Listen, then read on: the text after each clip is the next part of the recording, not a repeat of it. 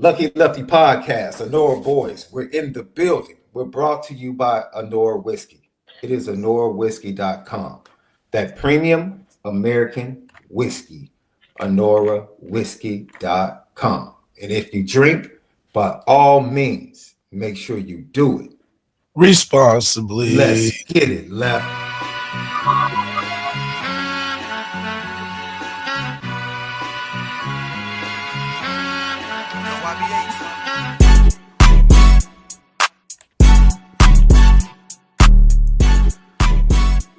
LL Nation, what's good?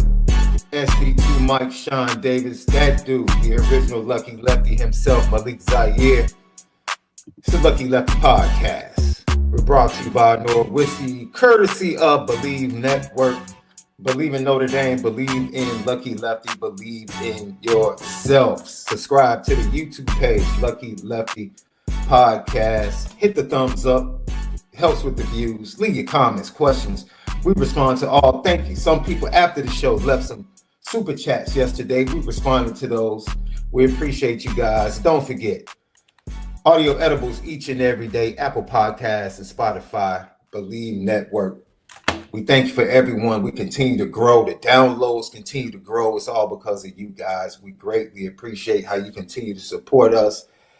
Whether it's Apple Podcasts or Spotify, you can even tap in with the automatic downloads.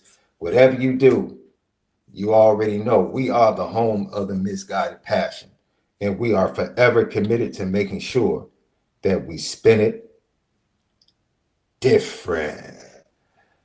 Left, how you feeling? I'm feeling good, boy, because I'm watching my Bulls get spanked right into the lottery.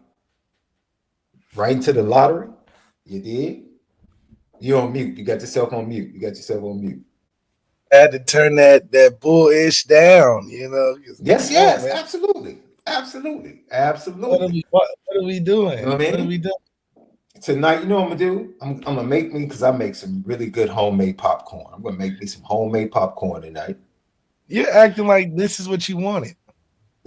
No. I mean, this was like inevitable. I knew this was coming. I've been saying this for months. If you follow Lucky Lefty Podcast, I've been telling you what was gonna happen to this team for months. All of that excitement after the trade and 2 wins over the Lakers and all that. I'm like, dude, this season is all about the lottery and Cooper Flag. That's it. Nothing else. We can move on from that. But tonight, I'm going to get me a nice bowl of popcorn. That's right. Some Raisinets. You know, some people might do the Milk Duds. Mix the chocolate with the popcorn. It's an acquired taste for some. And I'm going to sit back and I'm going to watch all 3 Ant-Mans to celebrate what is to come. What is to come? Yes, I must watch all 3 Ant-Mans because Ant-Man is about to descend on the playoffs. Yes, he is. I wonder who is he playing in the first round? Oh man. I love seeing my boy. Shout out to my boy. I told you playoff Jimmy was gonna show up. Is there any? Let me tell you the worst feeling in the world. Usually the worst feeling in the world in basketball. Give us a second. I promise we're going to get to plenty of Notre Dame. But I just had to say this, love. The worst feeling in basketball used to be getting dunked on. Yes. It's been replaced. Because that was like the worst hopeless feeling, getting dunked on, right? Yeah. Now the most hopeless thing in the world is that up fake from Steph and letting you fly by. It's like when Steph gives you the up fake and you just fly by and you already know, like, he's making it. Yeah. It's a wrap. It's just helpless. There was nothing you could do. Scottie Pippen Jr. last night flew by and tried to jump back, and it's like, no, it's over. Bottoms. Yeah. That's wet. You can get that out the net. So I am incredibly excited. I think I'm an NHL fan too. So I'm excited about the NHL playoffs as well. So but the Blackhawks stink too. So it's not because of Chicago. I just like the sport. Lucky Lefty Podcast. Got the draft coming up. Bears looking real good. You know what I'm saying? Bears looking real good. However, Left, we start with a little bit of solemn news concerning Notre Dame tonight. And freshman safety Kennedy Urlacher, decided to jump in the portal. And just like some people, when the news broke that then defensive tackle Devin Houston had decided to go to the offensive side of the ball and play offensive line, people were like, why would he do that? And, you know, most people were very understanding of the move by Kennedy Urlacher. But there was some that was like, man, why, you know, man, he couldn't stick around one more year. Jalen Stroman, Adon Schuler, Luke Talich, Bronte Johnson, Jadon Blair, Ethan Long, Tabor and Benny Powell was making plays in the blue and gold game. Dallas Golden hasn't shown up. Ladies and gentlemen, you can do the math. You, ladies and gents, you can do the math. In my opinion, it's a very wise decision by the young man. Very wise decision. Very wise. Oh yeah, I forgot Brandon Logan is coming. Oh, dude, the numbers just weren't right. The odds weren't good. The odds weren't good. Now, there's a rumor out there, and I wouldn't doubt it one bit, because he entered the portal with a non-contact, which means don't contact me. Usually that means guys already know the 2 or 3 schools that they're going to go to or consider. Okay. Some rumblings out there that, of course, Chad Bowden and USC are making a pitch to come get him. You know,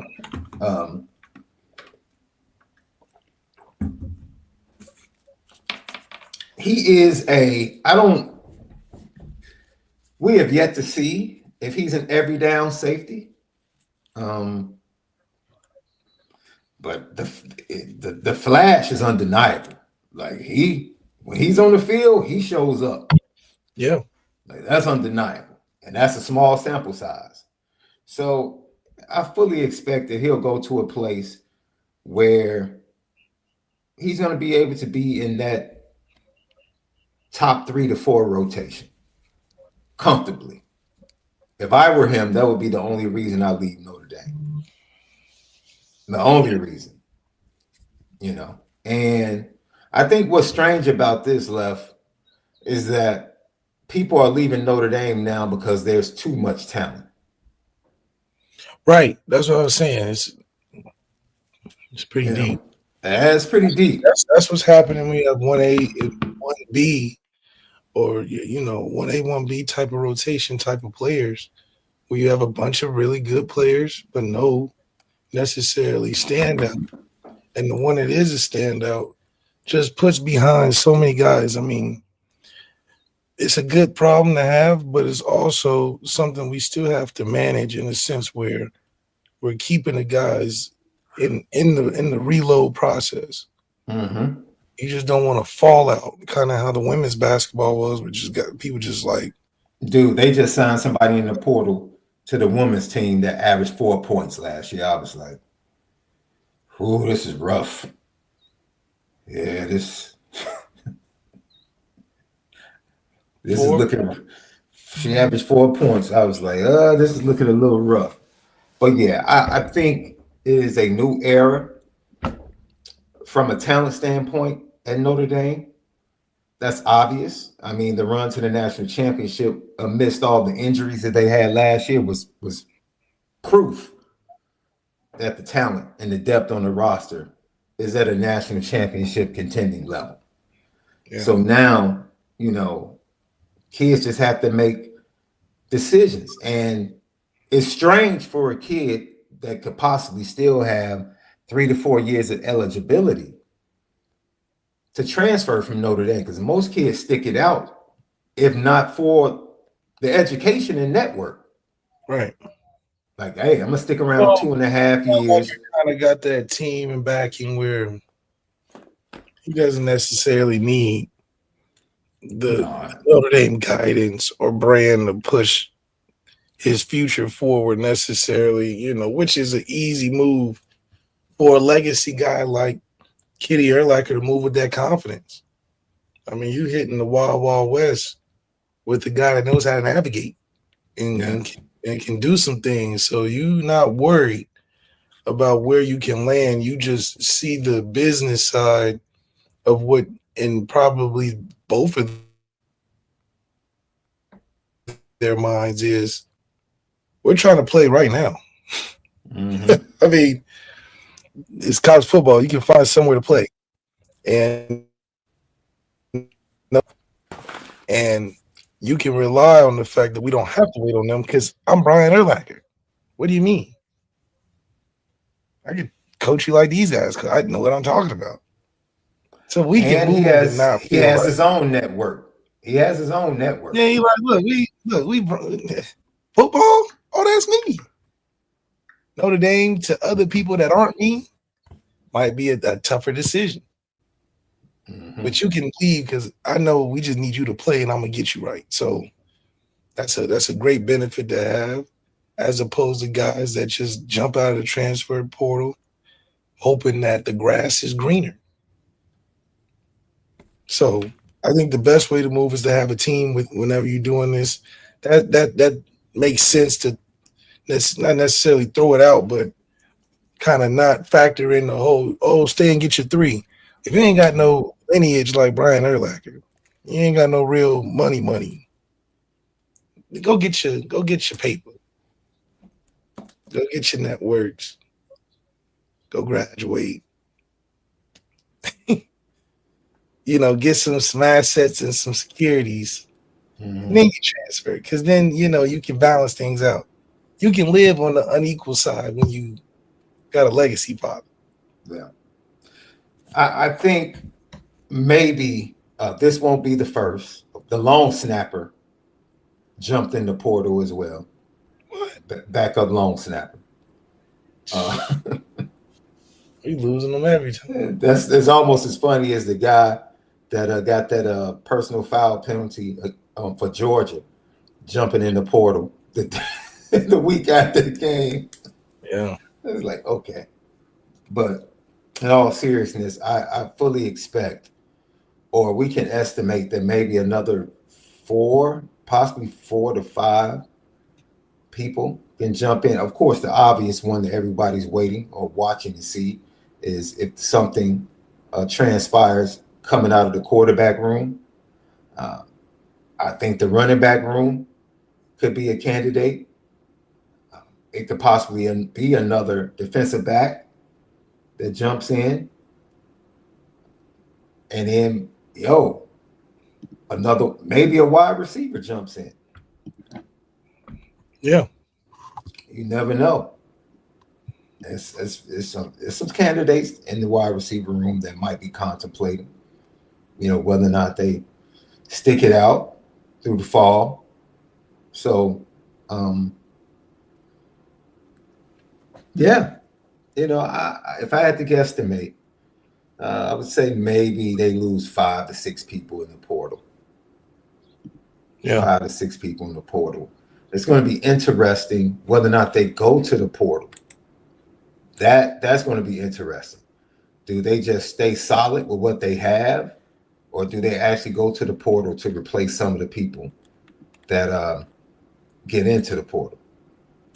So it's going to be really interesting. And Marcus Freeman actually talked about that after the blue and gold game. This is what he had to say about that, left the portal. Go and we'll look. I have some ideas of what I want to see these next 2 to 3 practices. Talk with the coaches about what else we want to see. But a lot of it is going to be some play at situations, 2-minute situations where, you got to make your guys think and execute. But also there's going to be great teaching opportunities from those situations in practice. And then the next 2 weeks, or maybe a little over 2 weeks, portal opens, I think, on Wednesday and closes the 25th or 6th of April. Just from a roster management standpoint, what do the next 2 weeks look like for you? How much time do you spend with Tim Brock and Ash and Mike Martin and just sort of evaluating everything? Yeah, we spend time every day together. And, again, if a guy on our current roster is interested in getting in the portal, I'm sure we'll have those conversations. And at the end of the day, figure out what's best for them, for us. And the same thing is, again, we're not actively seeking to add to our roster. We're really happy with what we got. If something, comes to our attention and we see adds value to our roster and our program, then we have to have a conversation about it. But there's nothing intentional right now about these upcoming weeks. We're going to practice. We're going to be together. We're going to work. And if somebody decides to go into the portal, then, we'll adapt and adjust. Left, I thought about this today as I remembered Marcus Freeman saying that every time I go shopping and I don't need anything, that's when I find the best deals. Like when I specifically am going to look for something, like I need this shirt to match this suit. I'm like, dude, they don't have my size. It's like I can't find my size. I can't find the right shade that I need. If I change the shade, then I need to get a different tie, different accessories. Then I'm looking at the shoes. It's just always something. But the moment I just go up in there and I'm like, oh man, I'm just in here looking around. Like, oh man, this bad fella's on sale, 50% off. It always happens like that. And so Notre Dame, because they don't have an urgency or a need, they could come up with some gold in this spring portal that just kind of falls in their lap. Yeah, I mean, shoot, we're at a point where we're placed as the 99 percentile of programs that have a stable. Got running back by committee, and I think last year just proved that we can have one of the better players in the country, and he's still even getting 7 carries a game. There's only room for 2 spots at Notre Dame that has some flexibility. That's quarterback and defense end. And when I say defense end, I'm talking about first round pick, 13 sacks a season type of guy. Just a game changer. Quarterback wise, out of all the top percentile type schools, we don't have one that's taken the stronghold necessarily yet. And even the ones that we have as options are just really young guys. That's a very unique position for a program where Notre Dame is at right now. If you think of the top 5 programs, they all got a guy at the quarterback position. That's the reason why. We are the outlier. So outside of that, man, you got 8 interior D linemen. And we're at sometimes running a 3-man front, which means only 1 D lineman. And then you got the amount of young linebackers that are here to stay for a minute. With the upping, I mean, it's a beautiful thing.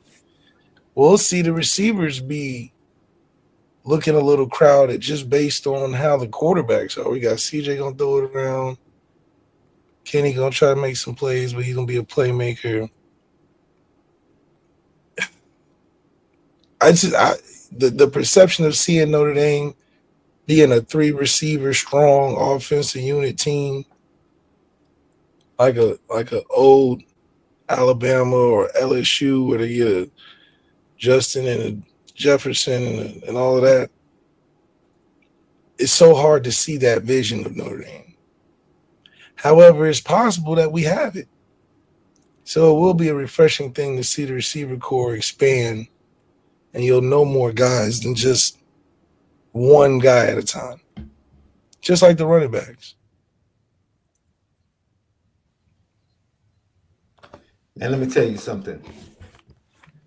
Regardless of what happens in this transfer portal, I think Notre Dame is going to come out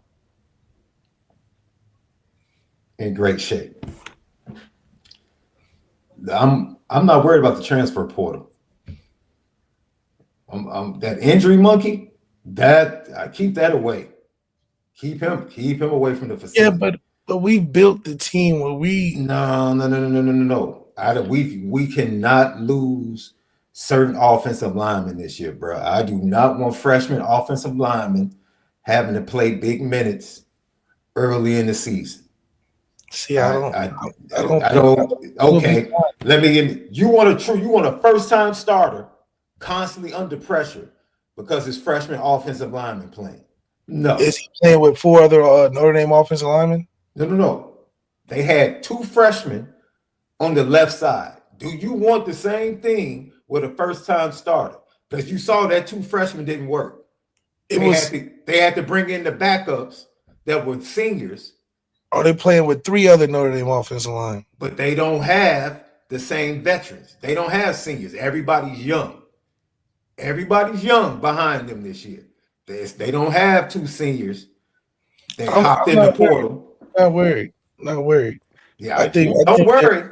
All right. Don't worry. I think there's only one position. Don't worry. I think there's only one position where if we lose it, we're in trouble. And that's quarterback. Like you got 2 of those.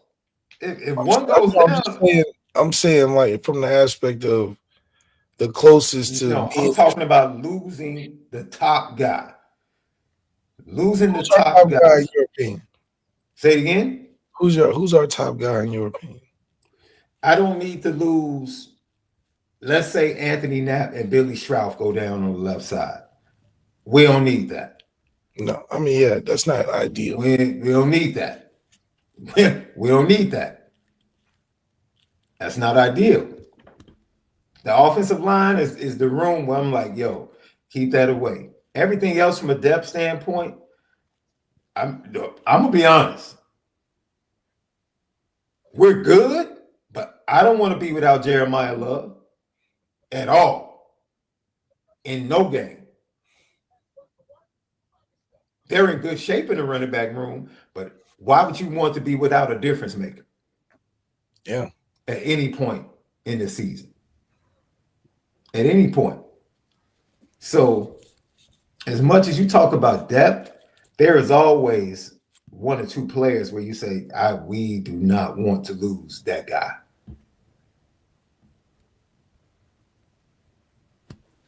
Yeah.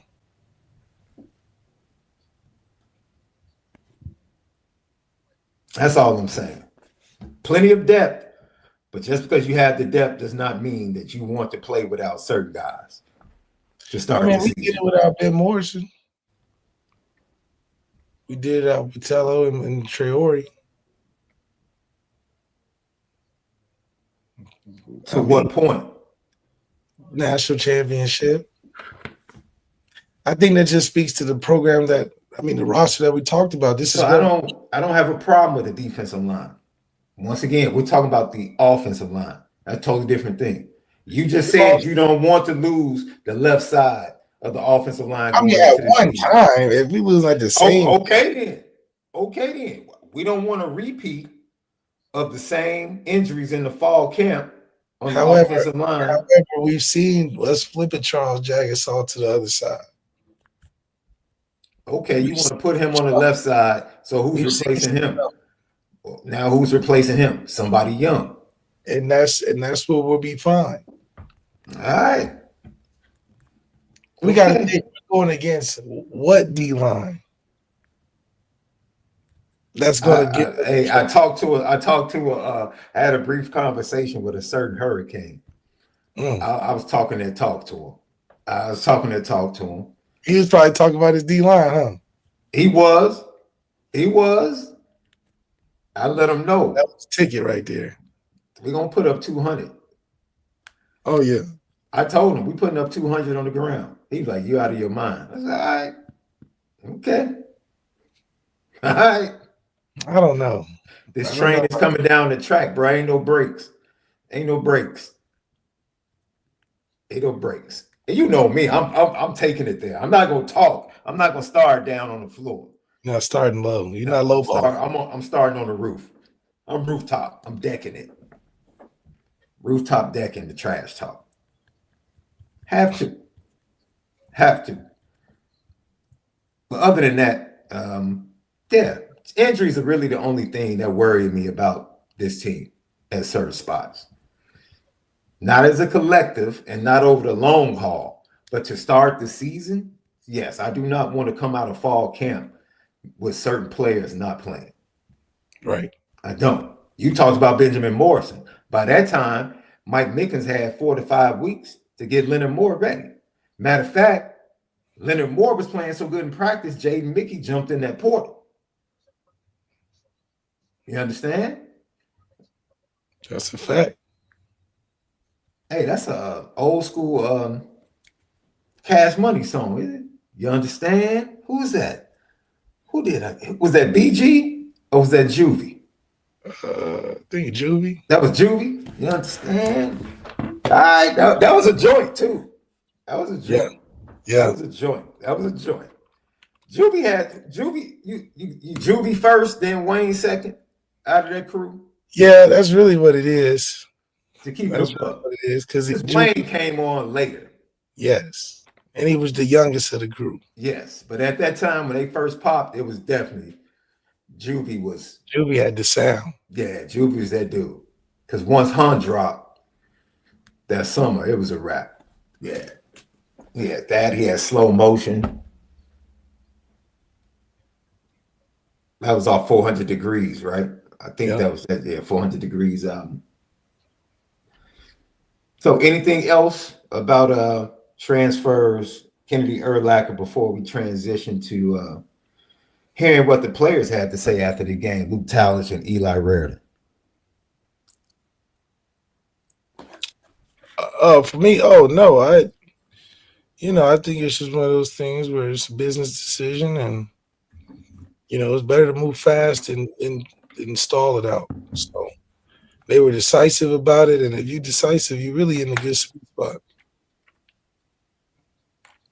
If you have the GTB questions or a super chat, go ahead, put it in. We're going to get to it immediately. I guess question of the day, you guys let us know in the chat. Positions. What positions do you think could suffer some subtractions for people jumping in the transfer portal? Read a stat today, Left. There are over 10,000 athletes in the portal right now. All levels of the NCAA football. All levels, 10,000 left. That's crazy. That's insane. 10,000? 10K left. How do you even? 10K. How do you even navigate that?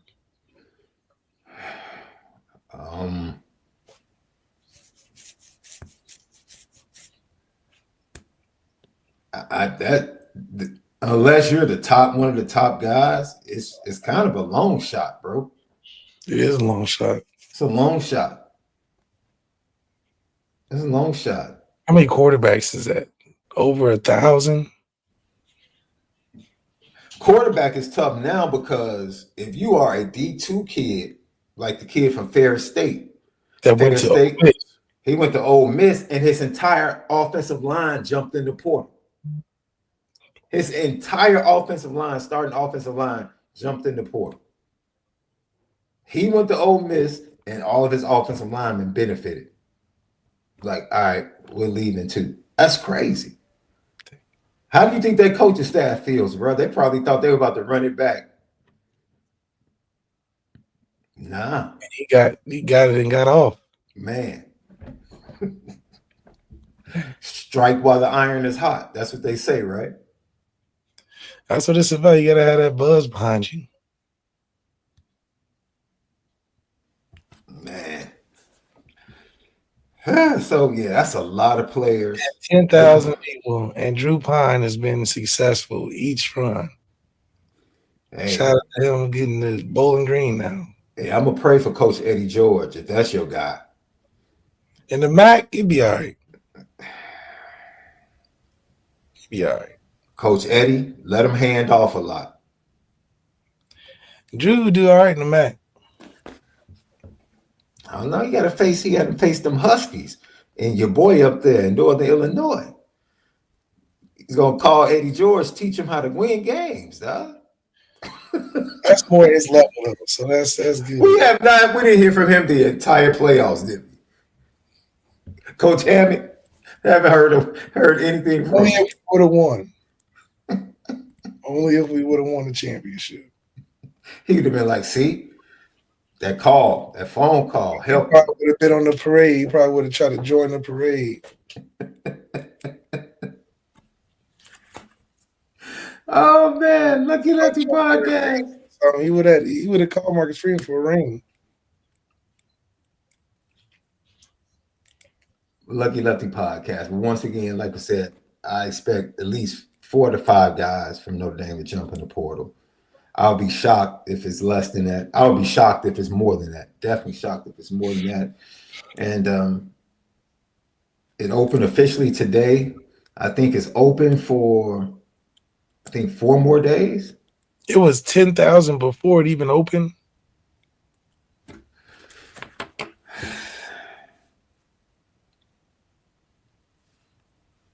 As of tonight, as of this afternoon, 10,000 across all levels. Go from like Division 1 all the way down to the other Division 1, Division 2, Division 3.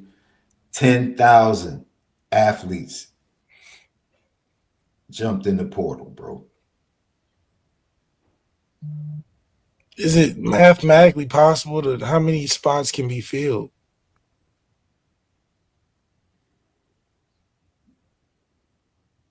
Right? Say it again. How many is possible to get a scholarship though?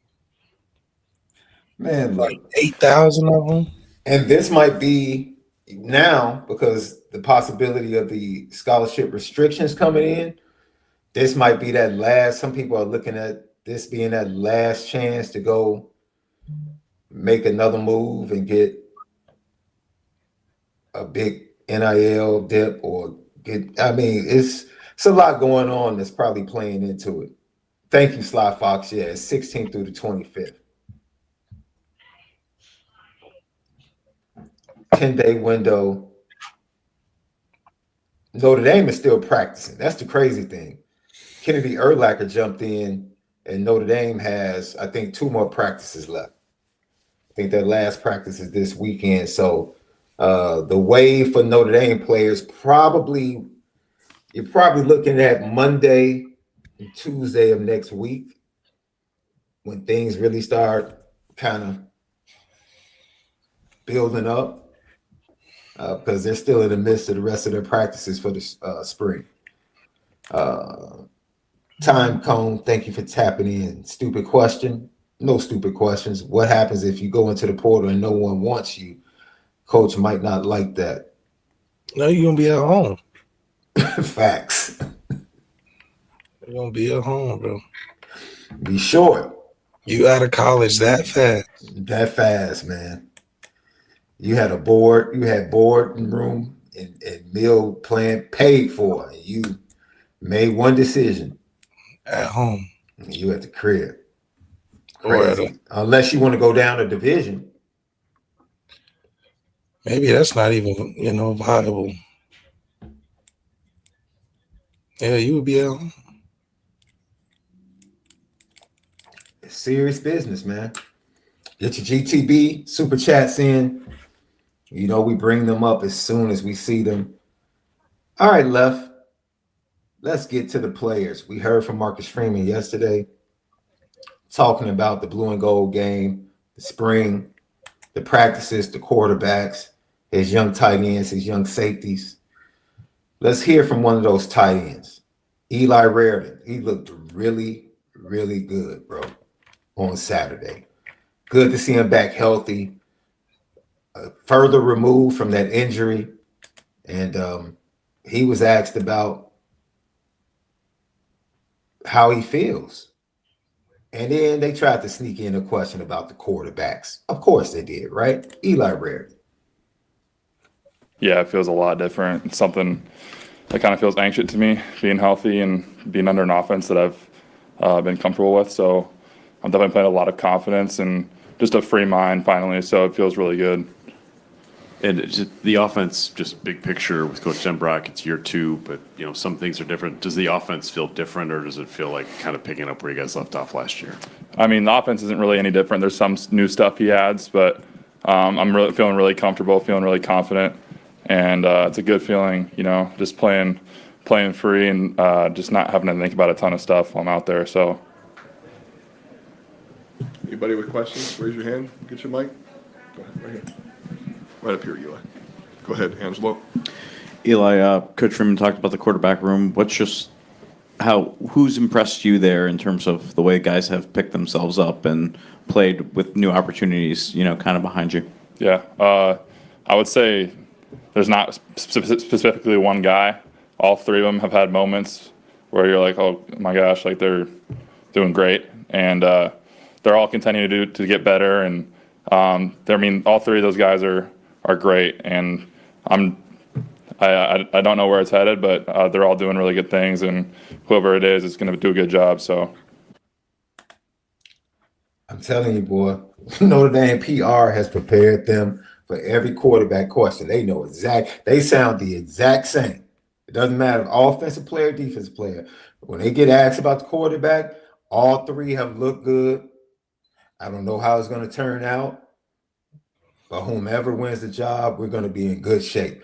Everybody echoes the same thing, the exact same thing. That's also a product of them liking those guys too. I mean, I'm sure it's a good locker room environment where the guys like both of them. They're not, maybe some are more friends with one more than the other, but they generally like both guys. So it's not we're more favorited because we don't, like this other guy. And that's, I think, makes the locker room a good place where you can have good competition and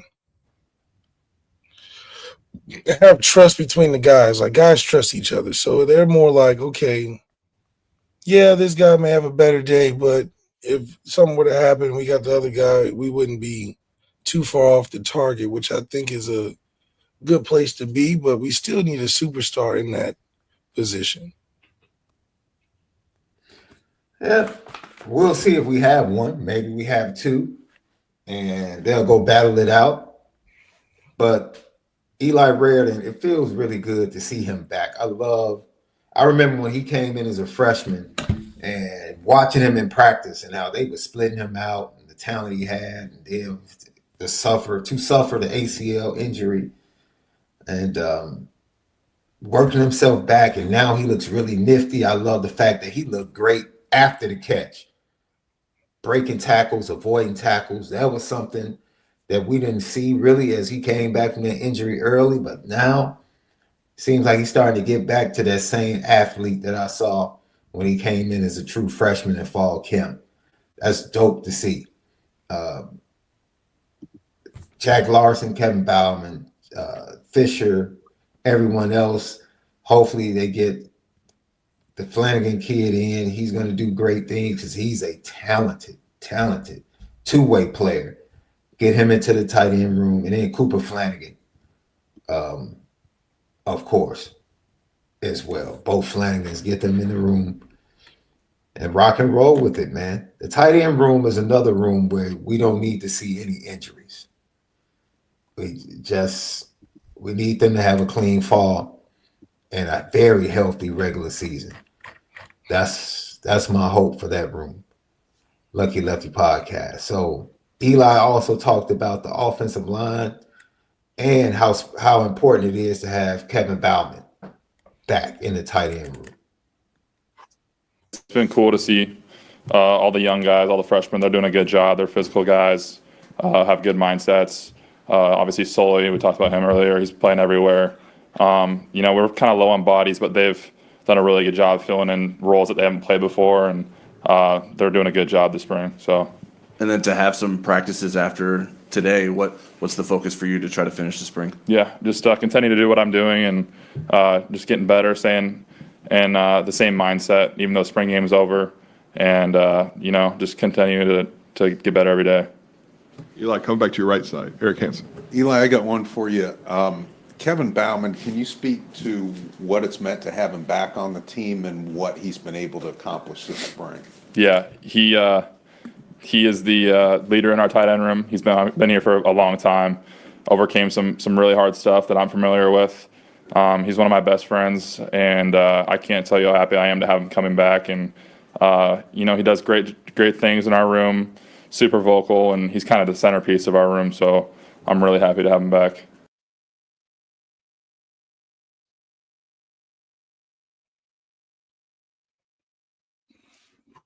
Sorry about that. Happy that Kevin Bauman is back. You lose the leadership of Mitchell Evans. Bring Kevin Bauman back. He had that great over-the-shoulder catch from C.J. Carr. Jack Larson had a catch from C.J. Carr, and Eli Rariden was just eating the middle of the field up. He's going to be hard to cover. So that tight end room definitely has the talent. They don't have the depth, in my opinion, that everyone else has of top-level talent. Eli Rariden is top level. I think Cooper Flanagan coming back, you can't even really count him as part of the team in the regular season. I wouldn't depend on the freshman. Jack Larson is getting better, has a little wiggle that he showed and has shown during the spring. But Eli Rariden is just that one difference maker in that tight end room that it's like, yeah, we need him on the field. We really need him on the field. But excited about that tight end room. I think they could be sneaky good. I think they'll get overlooked. Now it's really strange going into a season and we can say that the tight end for Notre Dame could very well be overlooked. Yeah, and I mean that's not a bad thing. It's just the evolution, because if we're overlooking the tight ends, that means there's more production coming from a place that wasn't coming from before, and that'll really help our receiver room grow in that aspect of getting some respect in the world of college football, that they can be dangerous and lethal as well. Most teams, the famous quotes on stopping our offense are just load the box and play man-to-man on the outside. One high safety, and say, if you beat us by 400, 500 yards, then we'll shake your hand. But we trust this is the best way to stop us. Now, we've been able to do a great job of getting around it. However, still, that's the knock on our offense. That's just the stigma. And for us to lessen what we give the tight ends to be more explosive on the outside, that's a refreshing change that we may need.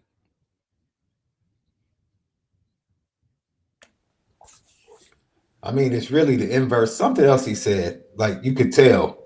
We jokingly said Mike Denbrock asked his wife, "Yo, where's my Jaden Daniels playbook?" Right. It's like so you hear with Eli Rariden say, "Yeah, he's added some new stuff." Like, yeah, I'm sure he has. Yeah, he went from page 5 to he got about 4 or 5 more pages. He got the dust knocked off of it.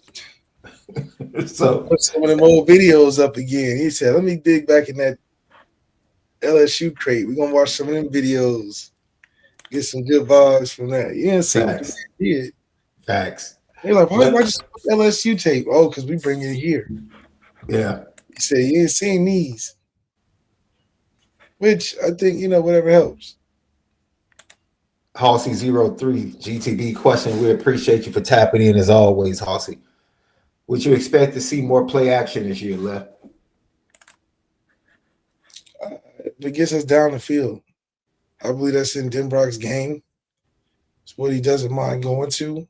However, at the same time, some of the quarterbacks we have,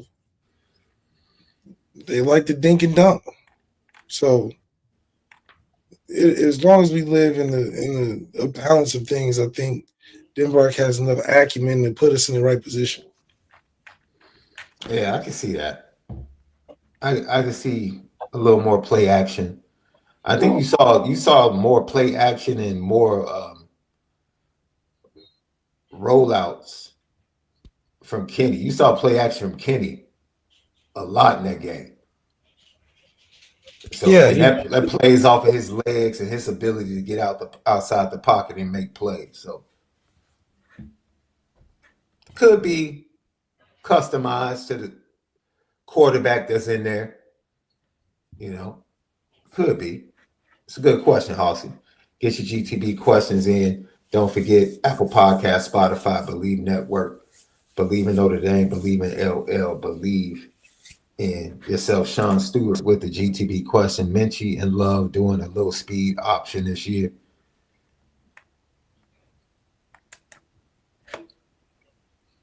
I mean, hey, Kenny can throw pretty well too. So I don't think the distinction between Kenny and CJ is one can throw better than the other. I think they can both throw pretty well. It's just about who can win the big games, who can make more moments. And I believe some of that comes more from Kenny because he can do more with his legs. Mm-hmm. Being that's some greater strength that makes him a quarterback in the conversation. His greatest strength is to throw the ball. Facts. And he probably feels a way that they got him doing a lot more to throw it than giving CJ just 19 attempts. I know that probably got him like, why you got 19 attempts? Kenny only had like, what, 13, 14? And that's, we splitting hairs, but as a quarterback, them 4 extra reps, who knows what could happen. All I know is if you give the ball, give an RPO play to Kenny in the red zone, he is not giving it to the running back, bro. That ball is not.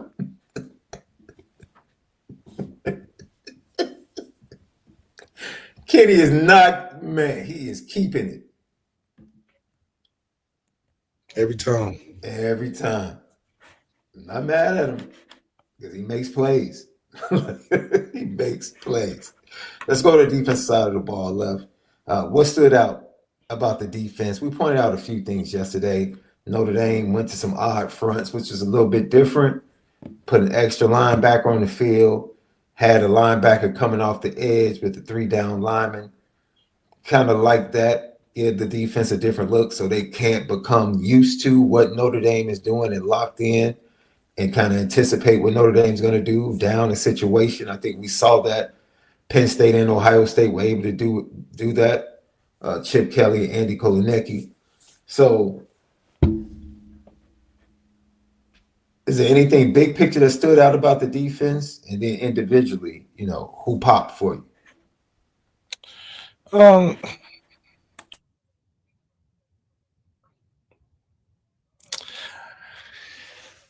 Individually, I don't know. I can't say anyone really was like, oh, that's the guy. I think our usual suspects made plays, but I think just as a unit, I'm just waiting for the defense to evolve into that factory of units where we got a first rounder in every position. In terms of every unit, like we got a first round D lineman, a first round linebacker, first round secondary guy. So I think we're getting closer to it. Offensively, I'm waiting for that X factor, which has always been the question of the show itself, and we'll have a chance at that. I think for me, guys like Ben Minich with the interception, beautiful interception, and CJ Carr. Luke Talich with the 4th down stop and multiple other plays where he shined. Taven Benny Powell from the safety spot with the pass breakup on the Kenny Minchie pass going across the field. Like you said, Christian Gray and Leonard Moore just doing what they do. And then, you have to love the fact that the offensive line was back healthy. Even if they weren't 100%, that stood out. But then let's go to the defensive line. Sean Sevillano made a play. Both transfer defensive tackles made plays and were in the backfield. I really like Jared Dawson. Dawson was in the backfield multiple times. Cole Mullins made plays.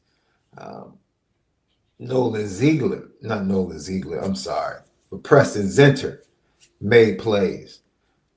Jason Onye was all over the place.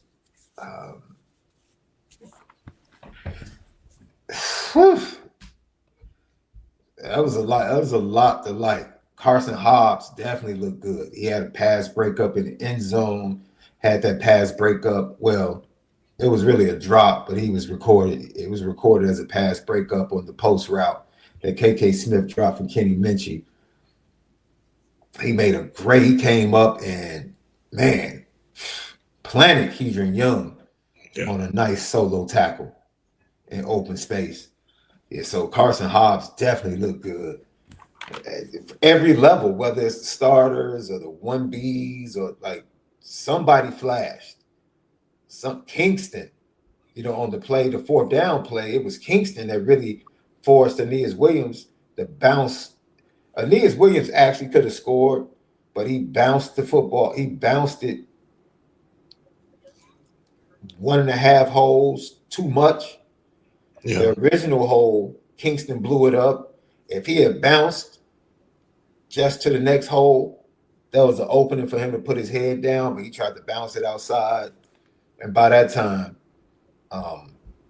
Preston Zinter and Luke Talich were like, no, sir. No soup for you. So play unselfish football, right, left. You defensively, even if you can't make the tackle, force the runner or force the receiver to do something that allows your teammates to be able to make a play. I saw a lot of that on Saturday. I saw a lot of that. Guys getting into the backfield and then allowing the team and the team's speed to take over and rally for tackles for losses, pass breakups, and all types of negative plays for the defense. I was actually impressed that, you know, you couldn't just focus on one part. It's like, this play is the linebackers, the next play is the DBs, next play is the D tackles, the next play is the defensive ends. Coming from everywhere. Yeah, it's coming from everywhere. You love that type of swarming defense where everybody on all three levels can make a play. Yeah, man, and that's when you know it's a tough defense to game plan for. Because when you're talking about attacking things, you're like, well, we think it's the D-line. They'll have some guys that'll pop out. We'll attack the secondary. We were good at it, and then they turned up. And it cost us. So I think you offensively, it's hard to scheme against everybody when you're trying to week to week find the one or two weaknesses. So that's what makes it a total team effort, and how you see guys develop quicker because you see the response that you're getting from the offense. Offense can only do so many things when everybody's on their job. So you kind of lock in and you feel confident about going out there. A lot of it is confidence defensively, that you can keep things in front of you and know and count your numbers of who you got. And but for offense, especially a quarterback, you know, you're aware of a lot more. You're like, okay, they got a D lineman or a DN. He's causing havoc.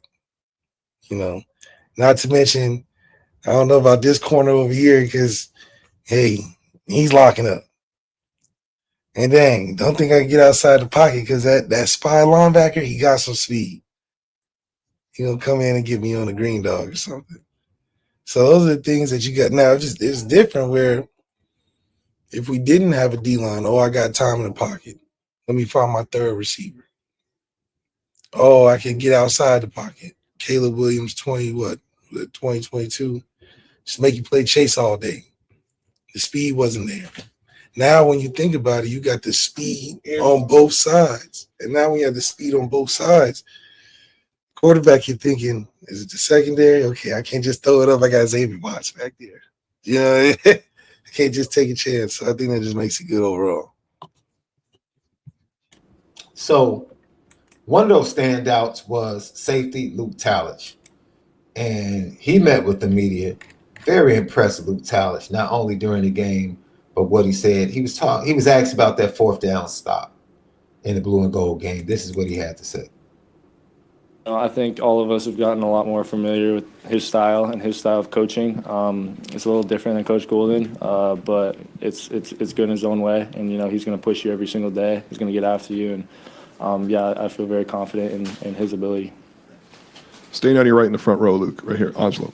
Luke, you might have elicited the biggest reaction from the crowd with your third down goal line stand. I know it's just a blue goal game, but when you hear that crowd erupt like that, what's that feeling like? Yeah, you know, it's a great feeling, similar to my little pick six I had last year. I kind of like black out. I don't really know what's going on. Don't really hear the crowd. But, yeah, it's fun to be a part of that, you know, fun to make plays out on the field. And so, yeah, it's just good. It's good. Yeah.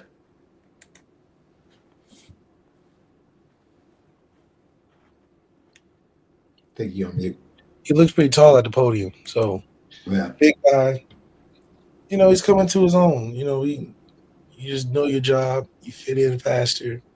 Because more guys are more than likely doing their job. And then you make a play when it comes your way. And he's made plays that are memorable. And whenever you can do that, you feel that gap that you can fit in your niche. It's easy to put the depth chart together.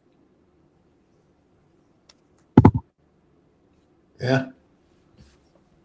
For me, hearing him talk about Chris Ash, the differences between him and Coach Golden, but yet the similarity and the transition, the seamless transition that's been able to take place during the spring, something that I was very focused on.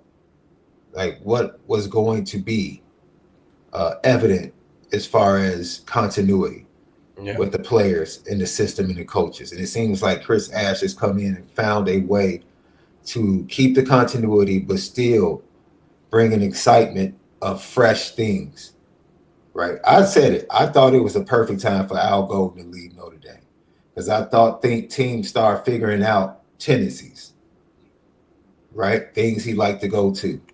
And now we look in the the blue and gold game. They're running 3-man fronts with 4 linebackers, right? And the linebackers, that's the strength. That's truly the strength of the team, or one of the strengths of the team. So getting more linebackers on the field can help in pass coverage. You have guys like Kingston, Preston Zinner that can come off the edge, so you don't lose in pass rushing. There's just so many different looks that you can give to defenses, whether it's zone or man-to-man or you blitzing. So I just like the variety that Chris Ash is bringing. It's nothing wrong with having multiple things in your back pocket, especially when you get into a playoff situation when you want to be able to show teams with good offenses some new stuff to surprise them. Don't just let them game plan for you. Get them on their heels as well. And having, a variety of things in different coverages that they didn't have last year, where you knew lining up vast majority of the time Notre Dame is going to be a man-to-man. Yeah. Especially in clutch situations. That's what Al Golden was going to.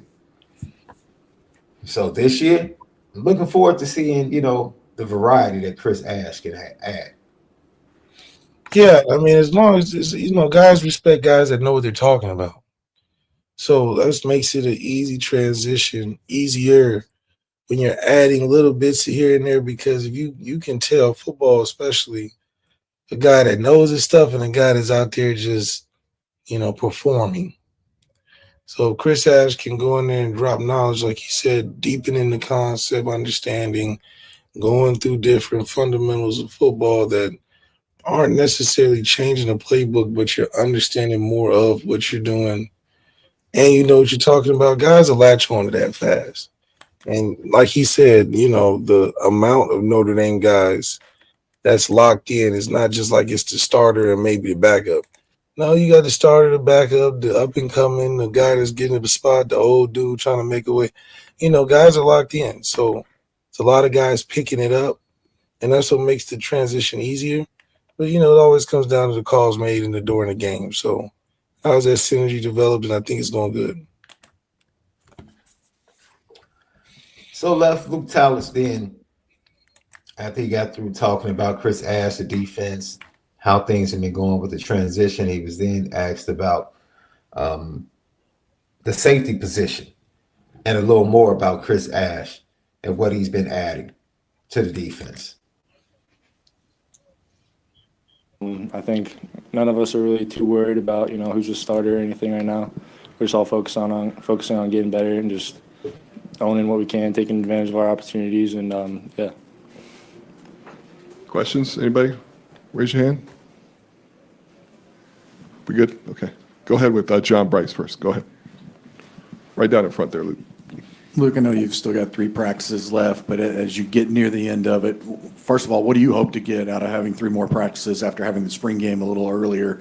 And then what do you see now near the end of spring as the biggest differences in Chris Ash's defense? Yeah, I don't really know how these next 3 practices are going to go. Coach Freeman joked that we're going to, get our work in. So I'm sure we're going to, get after it still. I don't know how much thumping and pads and, physical contact we're going to be doing. But, we're obviously he's going to challenge us mentally and things like that, 2-minute, like you said. And so, I think just, focusing on getting better and taking advantage of those 3 extra practices because, they're going to carry over to the summer and the fall. So. just a strange spring. Blue and gold game 2 weeks before is normal setting in the month of April, right in the middle of spring practices. It usually ends or is the last spring practice, and then guys get to go on break and get ready for finals and get ready for summer break. And this year, spring game and 3 more practices. I think they had one today, and I think they had one more practice to end the spring on tomorrow, and that will be it. But it's just weird. It's just really weird. They're still practicing while the portal opens, and then it's still open period after their last practice. So even though they'll be done practicing, kids will still be coming in for spring visits next week. So because of the extended run into the playoffs, everything has been switched around. Of course, losing Chad Bolden just messed everything up. And they had to kind of like adjust on the fly. And they've done an incredible job, in my opinion, adjusting on the fly. You've seen that in recruiting and how they've been picking up steam. And you're seeing that in how Marcus Freeman was able to readjust the schedule and put things together, because not only did he have to think about his team taking advantage of practice and getting better, but he had to think about the health of his team as well, making sure that his main guys had an opportunity to recover from that playoff run to the national championship game. So it's been one of those unique springs that we've probably never seen at Notre Dame. Like you said, Left, you said it. You said if they win this thing, it's the greatest championship, because no one has ever done this at Notre Dame. No one's ever run the gauntlet or run a gauntlet like this. And they almost pulled it off, Left. They almost pulled it off. Yeah, that was it. But, almost only counts in horseshoes and hand grenades.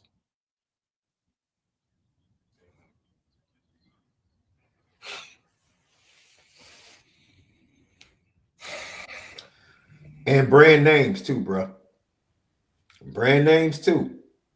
Because you got, you want Fruit Loops. You don't want Fruit Rounds. You don't want that almost cereal. What do you think about the Chinese exposing all those luxury brands? Are you getting Gucci anymore? I'm trying to think the last time I went through my Gucci phase 15 years ago. Yeah. No, remember when everybody started buying like the YSL belts and all that stuff? But you knew that just from going to Canal Street in New York and looking at the knockoffs. With the they hit you with the psychology of a knockoff when it's not. Exactly, that's my point. It's crazy. Really, those are the ones that come off the line that are not, they don't pass inspection. It's getting better now. Canal Street back in the day, I don't know if you ever been there, like at the peak of Canal Street when they were selling like mixtapes too, back in that mixtape era, man, Canal Street in New York was wild. Yeah. Wow. Like I remember going with my mom, somebody gave us a phone number. We called the phone number. We came to a spot, sketchy spot. And we stood there for like 5 minutes, and all of a sudden, the door in front of this spot just opened up. Like they just rolled up the spot, peeked out like. That's crazy. You know what I mean? And then we walked in, and then they let the door down behind us. I'm like, this is some straight up. And they walked us into a room, literally. We walked into a room, and literally every luxury brand you could think of. What a cheapie. Yeah, man. Yeah. And I remember telling my mom I was really mad. Because I asked my mom, I was like, why are we in here? Because I'm looking at the sketchiness, bro. Yeah, he like, what? I'm like, this is not worth it. I'm like, nah, this is not. I'm only here because you came. I tried to talk you out of it. And she's like, yeah, you know, she was trying to buy stuff for my sisters. Like they're not old enough to have, you know, the real thing. So, you Well, know, that is the real thing. That's the scam. Either way, I'm like, Mom, let's go. That's what I'm saying. The fake Rolex, I might have to do one of those. Might have to. You gonna get you a Folex, bro? What's more important, when you wear it, people think it's real, or you knowing it's real? I do. I take all of that out of the equation. As long as I want it, that's good enough for me. No, but I'm saying it's more important of what people view it as it is than you just knowing it's fake. Not for me. No, I'm good. If I put it on, it's fly because it's on me. That's what I'm saying. That's the way I've always thought. Okay. It's fly, dude. I had old Navy slacks. Man, my stuff is fly because I'm wearing it. I don't care where it came from. I refuse, dude. What's that luxury brand? Maybe 2 years ago, everybody was buying the t-shirts. Was it YSL? Oh, yes. And I'm like finding out these like $400 t-shirts. I'm like, man, y'all are out of y'all minds. Yeah, I never got it. Never understood it. Never in my life will I ever spend $400 for a t-shirt. Ever. Ever. A t-shirt? Nah. I'll spend some money on some good luggage. Okay. I'll spend some money on some good luxury luggage. I haven't done it yet, but I would. I would deem that as valuable because that's something I would use over and over again.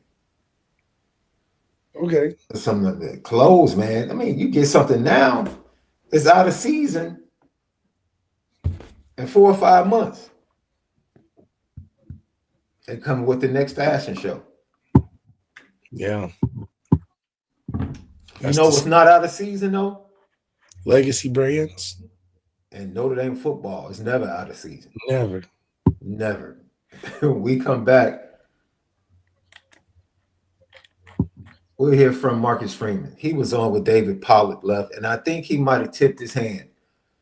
I want you to listen to it. Did he tip his hand and pretty much say who his quarterback was? We'll talk about it. Lucky Lefty Podcast. We spin it different. What's up, family? The merch shop is finally here. Lucky Lefty Network merch shop. We got it all. From the shirts to the hoodies to the hats to the nitty gritties. Come here right now. Shop with us. Come get the swag because you know, if anything else, we spin it different. You see the gritty. You see how we get down. It's elite.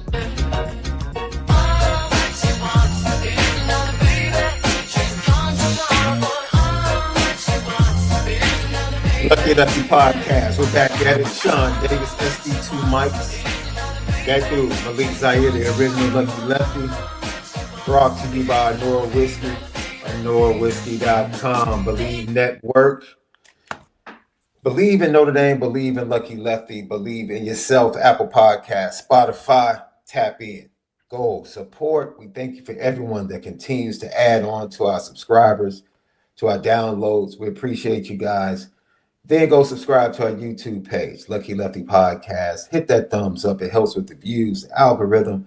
And then your comments and questions, you might as well post them even after the show because we respond to all of them.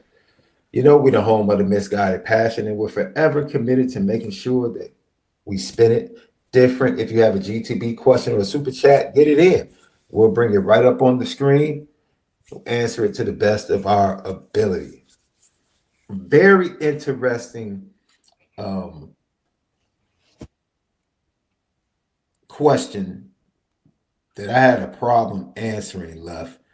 And I actually posted it on my X feed, and we're going to talk about that. But I want to go to David Pollack. He has a podcast called See Ball, Get Ball. I believe it's the name of the podcast. And he had Marcus Freeman on the show. Marcus Freeman did just about every podcast yesterday. He made the rounds. He was on his national promotion tour. He was on the promo tour. What is he? He was on the promo tour yesterday for real. That man getting his money's worth. So he sat with David Pollack on his show and had really great conversation. And then they got to the offense and the team and what the team looks like. Marcus Freeman might have slipped up. Give it a listen, guys. Tell us what you think. No, he definitely earned that. And I think just the style that you guys play with the ground and pound and physicality it's been fun because it's kind of swung a little bit now. Like we went all spread, all speed, all fast, and now it feels like the game's coming back more to more defense, more physicality. Like I think defenses has learned how to handle the spread a little bit more. But do you think it's kind of swinging back the other direction with a little bit more power football and smash mouth? I think it's really each program. I got a strong belief in you design your offense or defense to the strengths of your players, right? And there's so many smart individuals in this world that have so many great plays and so many great defenses, but you got to fall in love with what your guys do well in your personnel. We have a really good offensive line. We've had good tight ends, and you know we got some quarterbacks, and you know what? Now we're developing the wideouts to be in a position that we believe Notre Dame needs. And so again, our system is our system. Our philosophies on offense are philosophies, but how do we tailor some of the details of the schematics and how we call the game to do what our players do well? That to me is what great coaches do. Yeah, and Greathouse came on in the playoffs, dude. He was awesome. So what do you think going through spring now? Like what's the identity of your team, or where are you at? I'm not asking like for what you're going to be, you know, for the college football playoff and what y'all want to look like, but what have you been impressed with this team so far through spring, and what do you think they're going to be able to do, and some things you really want them to continue to work on? Yeah, I think defensively we have a new defensive coordinator in Chris Ash. And, you know, when I interviewed Coach Ash, I've known him for a while, but the biggest thing was I wanted him to pick up where we were at. We had a really good defense the past couple years, and our defense coordinator, Al Golden, went to the Cincinnati Bengals. And, you know, Coach Ash has done a great job in terms of picking up where we were at and finding ways to enhance it. And every coordinator has different details that they emphasize. And so our guys are really improving from practice 1 to practice 12 in terms of understanding what he wants offensively. You know, we're still going to be a team that has to be able to run the ball. But I think we have a quarterback, like whichever one is the guy that truly can make every throw, can really throw the ball, but probably isn't a run like the runner that Riley Leonard was. And so how do we make sure we can keep defenses honest offensively by being able to spread them out and throw the ball if we need to, but also knowing that we have a stable running backs, a really good offensive line, and tight ends that can run the ball when necessary.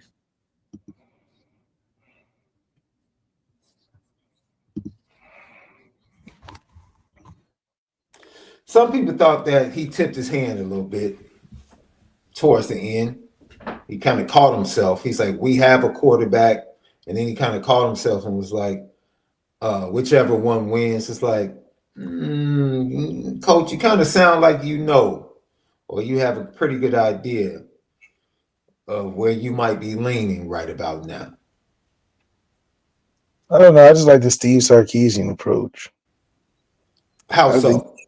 I think I just liked how he was like, Quinn Ewers is our guy, even when he was hurt. We're going to rock with him. And Archman came in, played a little bit. Yeah, till the wheels fall off, which they did. Yeah. What were they saying? It was like, oh, the Arch may do it. Arch is doing it. They may do it.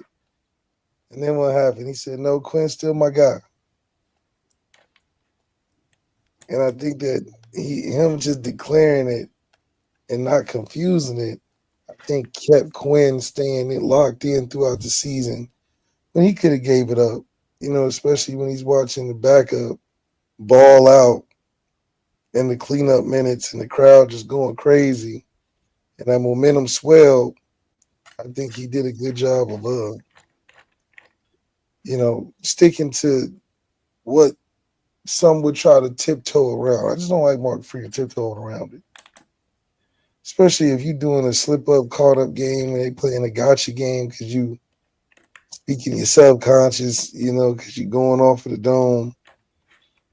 I think it's just clear conscious, clear mind. Just say, yeah, this is my guy. We like him. We're going to gear it towards him. He's going to take us to the promised land. If it doesn't work, we like the other guy too. But I'm the head coach. This is a subjective opinion anyway. Mm-hmm. And, we don't work like that. Left, I would like to issue a challenge to Coach Marcus Freeman. In the same podcast, Coach Freeman, proclaimed that he was good at spades. Let's get it, Coach Freeman. Let's get it. Let's get it. I'm doubting a little bit whether or not people from Dayton can play spades. I don't know. Doubting it? Ohio people just don't strike me as spades players. Listen. Y'all more like Tonk or something like that, bro. Oh yeah, we definitely Tonk. Tonk, go fish. Definitely Tonk. Definitely Tonk. Yeah, But we play that spades though. I don't trust it. See, we're Southern Ohio. Can't trust it. We're Southern Ohio, so we right there where Kentucky and all that is. Yeah. We're in the thick of the woods. Yeah. We ain't the Northerners. We Southern Ohio. The Northerners will smash y'all on some spades. You say what you want to say. I take you and Coach Freeman off the table real fast. Don't do that. Put a nice Celtics on y'all. You know what that means. Who your partner? Don't make a difference. Any of my siblings. It don't make a difference. Any of my siblings, because that's what we do. That's how we do it. Right. That's how we do it. And we talking trash the entire game. And we're talking trash. Oh, we're talking trash. Every time we throw a card down, even if we don't get the book, we're talking trash. Okay. Yeah. Yeah, well. Yeah. Challenge accepted. Man, we can take you to Massachusetts. Challenge accepted. We can take you to Massachusetts. You and Coach Freeman. Look. You're not ready. You know what I mean? We can big three you. You're not ready. We can big three you. We can Paul Pierce, Ray Allen, and KG you. We can do it. You know what I'm saying? Yeah, I can tell you giving up all the cues. Hey, I'm just saying, let Coach Freeman know. He's put it out here. Like, yo, he's about that. Like, let's get it. Let's get it. Pour him and you and Coach Freeman a little ONORA so y'all can, drown your sorrows. Drown the sorrows. So you can drown the sorrows. Oh, Lord. Because, it's going to be a spanking. It's going to be a spanking. You have to get it done now. Hey, I'm just telling you. Show you Northerners what it's really like. Northerners. Bro, you like 100 miles south of me. Whoa. You talking about Northerners. Come on, bro. I know you don't believe you from the South now. You claiming the South now? No, you're I'm just Southern saying. Ohio? Yeah, we're in Southern Ohio. That's all. The location matters.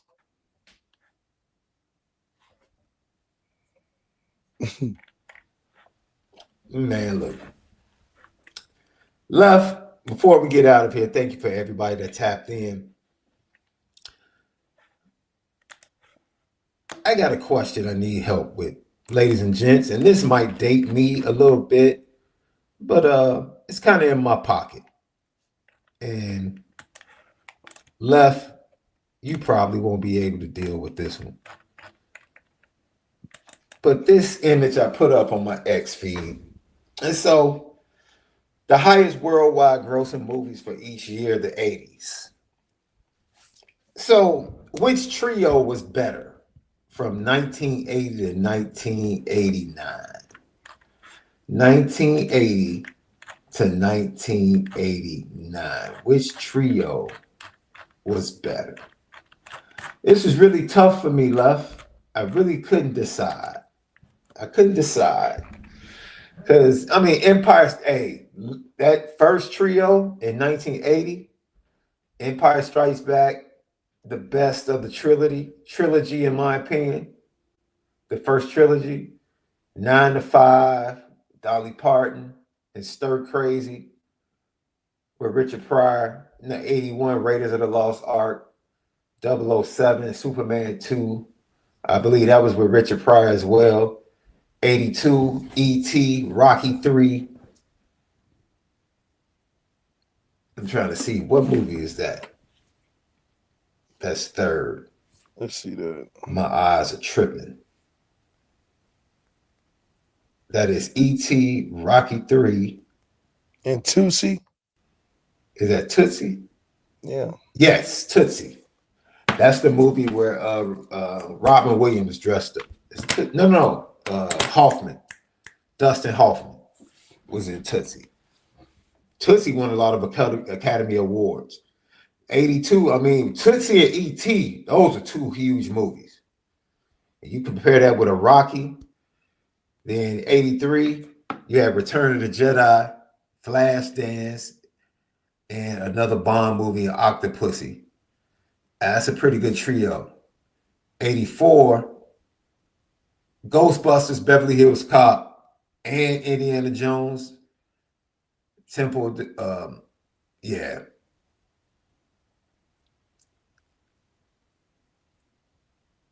That's pretty formidable. Now, 85, Good. Back to the Future, Rocky 4. Rocky 4 was really huge. And then Rambo. That's a nice trio as well. Yeah, 86. Yeah, Top Gun, 86. Crocodile Dundee, and Aliens. I wasn't a big fan of Crocodile Dundee or Aliens. So that really didn't hit me off. Classic, man. Fatal Attraction in 87 was a classic. Beverly Hills Cop 2 was a classic. And Dirty Dancing. Dirty Dancing really didn't hit me at that point. It's a classic movie. Then you had Rain Man in 88, Roger Rabbit, and Coming to America in 88. 89 was really strong. You had Indiana Jones and the Last Crusade, Back to the Future 2, and Batman. Which year are you going with, Left, as the best trio? Oh.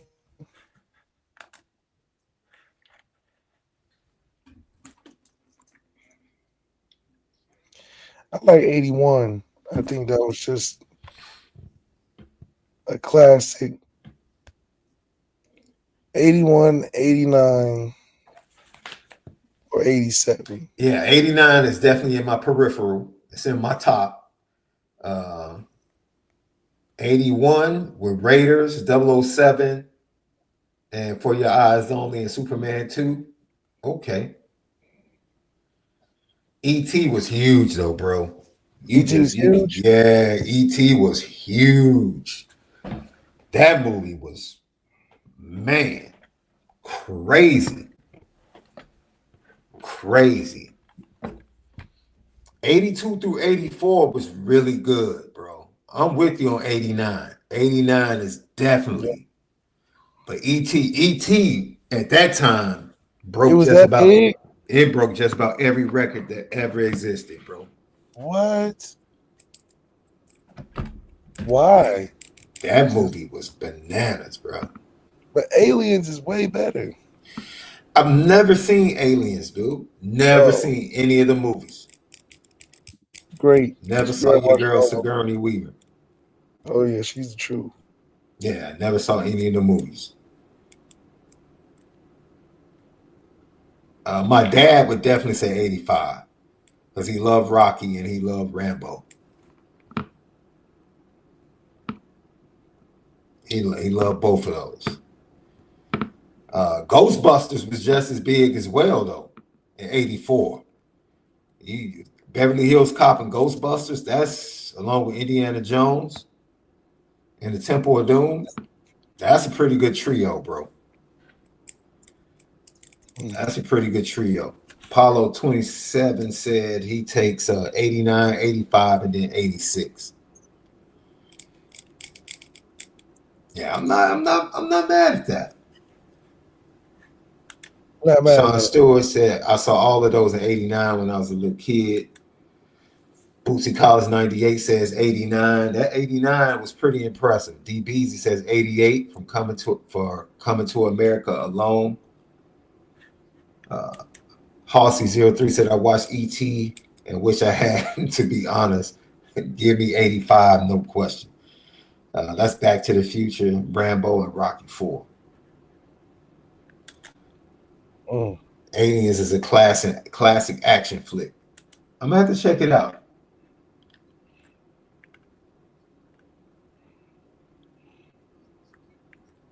Never seen it. I got Justin Kane said 84. And Noob Life, Rocky IV with Ivan Drago. Yep. So that was just a question. I had to get that out there, man. I wondered how everybody thought about that. Thank you for joining us tonight, man. We'll see you tomorrow. We'll be back here talking more news and getting you set for the weekend. Lucky Lefty Podcast. Continue to have a great evening and always make sure you continue to spin it different.